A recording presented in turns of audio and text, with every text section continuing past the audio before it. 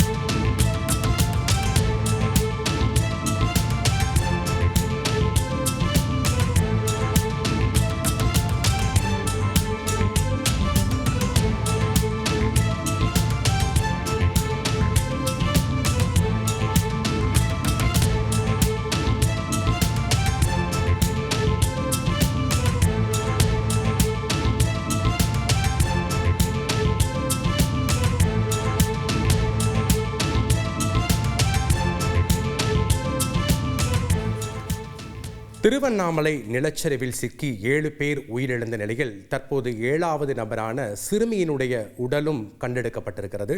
கூடுதல் விவரங்களோடு இணைகிறார் செய்தியாளர் பிரபாகரன். வணக்கம் பிரபாகரன், அங்க இருக்கக்கூடிய கள தகவல்களை பதிவு பண்ணுங்க. வணக்கம்.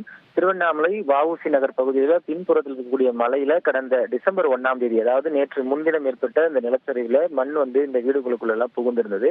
அதிலும் குறிப்பா பார்த்தோம்னா ராஜ்குமார் என்பவரோட வீடு முழுவதுமா மண்ணில் சிக்கி இருந்தது. அதில் ஒட்டுமொத்தமா 5 குழந்தைகள் உட்பட 7 பேர் சிக்கியிருந்தாங்க. நேற்று இரவு வரைக்கும் மீட்பு குழுவினராக 5 உடல்கள் மீட்கப்பட்டிருந்தது.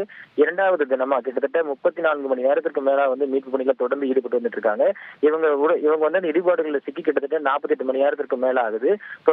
தற்போது வரைக்கும் மீட்பு பணியானது 34 மணி நேரத்தை கடந்திருக்கக்கூடிய சூழல்ல இந்த 6வது உடல் ராஜ்குமாரோட உடல் இன்று நண்பகல் 12 மணிக்கு மீட்கப்பட்டது.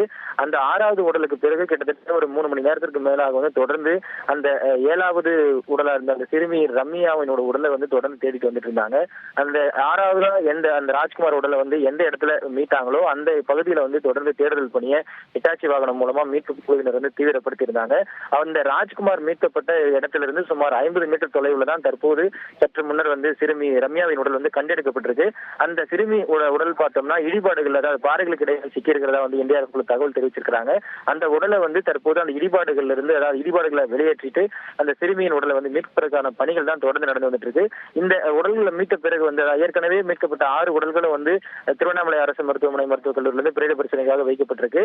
இந்த மீட்கப்பட்டிருக்க தற்போது கண்டெடுக்கப்பட்டிருக்கூடிய சிறுமியின் உடலும் அடுத்து ஆம்புலன்ஸ் மூலமா பிரேத பரிசோதனைக்காக திருவண்ணாமலை அரசு மருத்துவமனை மருத்துவக் கல்லூரிக்கு அனுப்பி வைக்கப்படும். அந்த பிரேத பரிசோதனை நிறைவடைந்த பிறகு நாளை காலை, அதாவது 4ஆம் தேதி நாளை காலை 9 மணியிலிருந்து 10 மணிக்குள்ளாக இந்த உடல்களை அடக்கம் செய்வதற்கான பணிகள் நடைபெறும். இந்த வஉசி நகர் பகுதியில் இருக்கக்கூடிய பொதுமக்கள் நமக்கு தகவல் தெரிவிச்சிருக்காங்க. ஜெபஸ்டின், நன்றி பிரபாகரன், உங்களுடைய தகவல்களுக்கு. உங்கள் தந்திவன் தொலைக்காட்சியில் தெனாலிராமன் தினமும் மாலை 6 மணிக்கு காணத் தவறாதீர்கள்.